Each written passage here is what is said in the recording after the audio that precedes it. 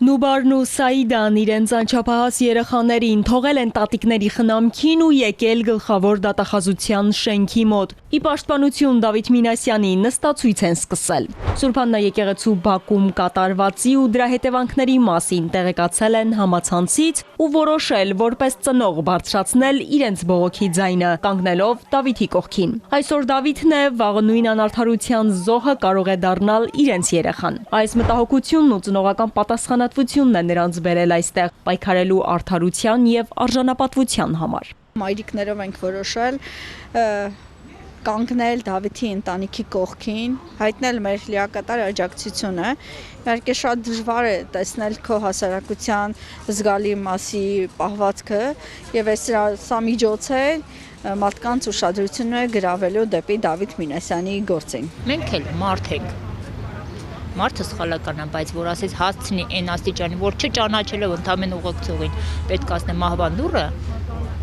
աբսուրդ է։ Մայրերը հույս ունեն, որ իրենց այս քայլով կկարողանան ազդել որոշումների կայացման վրա։ Վճռական են տրամադրվել։ Նստացույցը շարունակելու են 1 շաբաթ, ամեն օր առավոտյան 11-ից երեկոյան 8-ը։ Եթե դատախազությունից իրենց ձայնը չլսեն, արդեն այլ քայլերի կանցնեն։ Մայրերն ասում են, պայքարը լինելու է անդադար, մինչև հնարավոր դառնա ապրել մի երկրում, որտեղ անվտանգությունն ու խոսքի ազատությունն իրական արժեքներ են, որտեղ մարդիկ կարող են արտահայտել իրենց կարծիքը առանց վախի, որ դրա համար կհայտնվեն ճաղերի հետևում։ Չեմ կարծում, որ Դավիթը խփել է։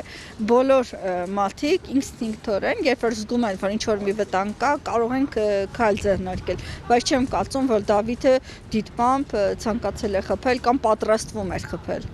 Նստացույցը կազմակերպել են հերթափոխով, միմյանց փոխարինելով յուրաքանչյուր 3 ժամը 1 մայրերը կշարունակեն ակցիան, որպեսզի օրվա ընթացքում բողոքի ձայնը չդադարի ոչ մի պահ։ Իրենց հետ բերել են աշխատանքային համակարգիչ, անձրևանոց ու տաք ծածկոցներ, պատրաստ լինելով ցանկացած եղանակի ու պայմանների։ Ոստիկաններն էլ նրանց տաք թեյ են հյուրասիրել։ Պատրաստվածությունը աշխատանքային է, մտածում եմ, եթե եղանակը լավ լինի, այստեղից նաև աշխատել։ Դատախազությունից էպիկենտրոնին հայտնեցին, որ որևէ արձագանք այս պահին չունեն։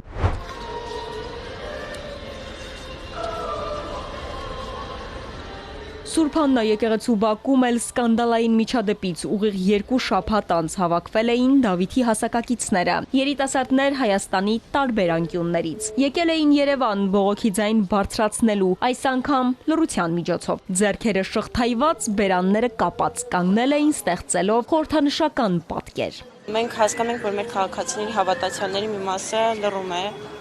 համակերպելով, ցանկանալով համակերպել այս ամեն ինչի հետ, բայց եթե մենք լռում ենք, մենք ցույց ենք տալիս, որ համաձայնում ենք սրա հետ, նորմալիզացնում ենք, իսկ ինչը ամենասխալն է։ Դու կարող ես գտնվել եկեղեցում, խաղաղ կանգնած լինել, գալ քեզ հրեն, հետո հայտնվում ես բանտում,